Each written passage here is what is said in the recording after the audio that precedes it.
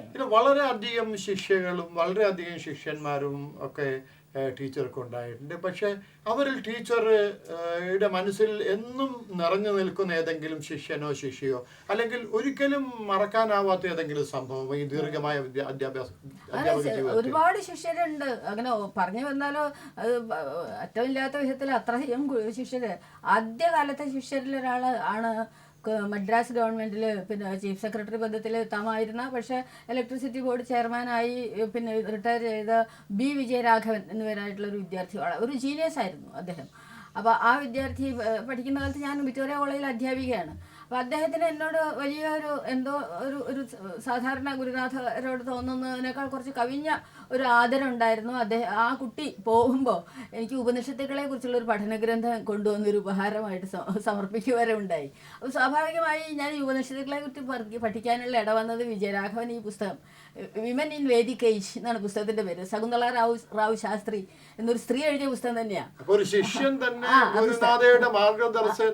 അതുകൊണ്ടാണ് ഞാൻ ഈ ഉപനിഷത്തുകളും വേദങ്ങളും ഒക്കെ പിന്നീട് പഠിച്ചത് വാസ്തവത്തിൽ ഈ ശിഷ്യന്റെ പ്രചോദനം കൊണ്ട് ആണ്. അപ്പൊ അങ്ങനെയുള്ള ഒരു ശിഷ്യൻ. പിന്നെ ഡോക്ടർ ടി.കെ. രവീന്ദ്രൻ ഉണ്ടല്ലോ, Calicut university vice chancellor student ആയിരുന്നു. ഈ ഗസറ്റിയർ ആയിരുന്ന ഡോക്ടർ കരീമുണ്ടല്ലോ, ഒരു ശിഷ്യനായിരുന്നു. ഇപ്പൊ ജീവിച്ചിരിക്കുന്ന ശിഷ്യന്മാർ അവര് ഇതിലിപ്പോ ഡോക്ടർ കരീം മരിച്ചുപോയി, വിജയരാഘവനും ഡോക്ടർ രവീന്ദ്രനും ജീവിച്ചിരിപ്പുണ്ട്. അങ്ങനെ ഒരു വലിയ ശിഷ്യ സമൂഹം ഉണ്ട് എനിക്ക് പിന്നെ അഭിമാനത്തിന്. അല്ല ടീച്ചർ, എനിക്ക് തോന്നുന്നു കൂടുതൽ ഊർജ്ജസ്വലതയോടുകൂടി സാഹിത്യ ഗവേഷണവും പഠനവും രചനയും ഒക്കെ നടത്തുന്നത് റിട്ടയർ ചെയ്തതിന് ശേഷമാണെന്ന് തോന്നുന്നു.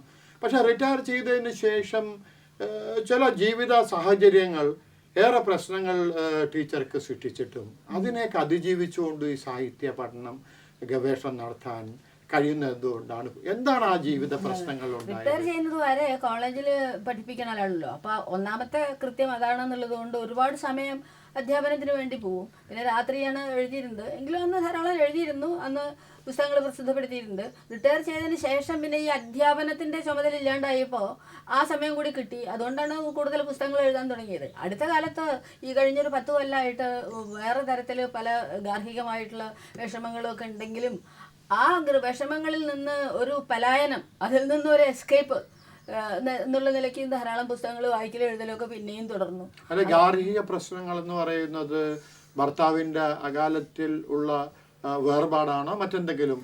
അകാലത്തിലുള്ള വേർപാട് വളരെയധികം എന്നെ ബാധിച്ചു. എന്താ അകാലം എന്നൊക്കെ പറയാമോ എന്ന് അറിഞ്ഞൂടാ. 70 വയസ്സായാൽ അകാലം എന്ന് പറയാമോ? ഇപ്പോൾ 70ാമത്തെ വയസ്സിൽ വിധേയായി എന്നുള്ളത് ഇപ്പം എനിക്ക് അത്ര വലിയൊരു അസാധാരണമായിട്ട് തോന്നുന്നില്ല. പക്ഷെ എന്നെ സംബന്ധിച്ചിടത്തോളം അത് ഒരു തീരാത്ത തരത്തിലുള്ള ഒരു നഷ്ടം ആയിരുന്നു. കാരണം അത് പ്രതീക്ഷിച്ചിട്ടില്ല ആ കാലത്ത്. അദ്ദേഹത്തിനാണെങ്കിൽ അസുഖങ്ങളൊന്നും ഇല്ലായിരുന്നു. പിന്നെ ഞാൻ എഴുതുന്നതിൽ, പിന്നെ പുസ്തകങ്ങൾ പ്രസിദ്ധീകരിക്കുന്നതിൽ, പ്രസംഗിക്കാൻ പോകുന്നതിൽ ഒക്കെ അങ്ങേയറ്റത്തെ താല്പര്യവും പ്രോത്സാഹനവും ഉണ്ടായിരുന്നു, അത് നൽകിയിരുന്നു അദ്ദേഹം. അപ്പം അതുകൊണ്ട് അങ്ങനെയുള്ള ഒരാൾ അങ്ങോട്ട് പെട്ടെന്ന് വിട്ടുപോയി. പെട്ടെന്നാണ് മരണം ഉണ്ടായത്. 4 ദിവസത്തെ അസുഖം കൊണ്ട് കോൺഷ്യസ്നെസ് നഷ്ടപ്പെട്ട് 4ാമത്തെ ദിവസം മരിച്ചു. അപ്പം അങ്ങനെ പെട്ടെന്ന് ഒരു വേർപാട് വന്നപ്പോൾ താങ്ങാനാവാത്തൊരാഘാതമായി അത്. ആ ഒരു കൊല്ലം മരിച്ചിട്ട് ആ ഒരു കൊല്ലം ഒന്നും വായിക്കാനും എഴുതാനും എനിക്ക് പറ്റിയിട്ടില്ല. കാരണം പുസ്തകം എടുത്താൽ എന്തോ ഒരു വല്ലാത്ത ഒരു വിമിഷ്ടമായിരുന്നു. പിന്നെ അതിൽ നിന്ന് എനിക്ക് രക്ഷ കിട്ടിയത് അദ്ദേഹത്തിനെ സംബന്ധിച്ച് ഞാൻ ഒരു പുസ്തകം എഴുതിയിട്ടാണ്. ഒരു വിലാപകാവ്യം എഴുതി. കവിത എന്നുള്ള നിലയ്ക്ക് അതിനൊരു മാഹാത്മ്യം ഇല്ല എന്നുള്ളത് എനിക്ക് നല്ലപോലെ അറിയാം. ഞാൻ കവിതാ നിരൂപണം ചെയ്തിട്ടുള്ള ആളല്ലേ. പക്ഷെ എന്തോ അത് എഴുതി കഴിഞ്ഞതിന് ശേഷം 100 ചില്ലാനും ശ്ലോകമുള്ള ഒരു വിലാപകാവ്യമാണ്. അത് എഴുതി കഴിഞ്ഞതിന് ശേഷം എനിക്കൊരു റിലീഫ് കിട്ടി, ഒരു കഥാർസിസ് എന്ന് തന്നെ പറയട്ടെ. അതിന് ശേഷം പിന്നെ ഞാൻ നിരന്തരം എഴുതാൻ തുടങ്ങി.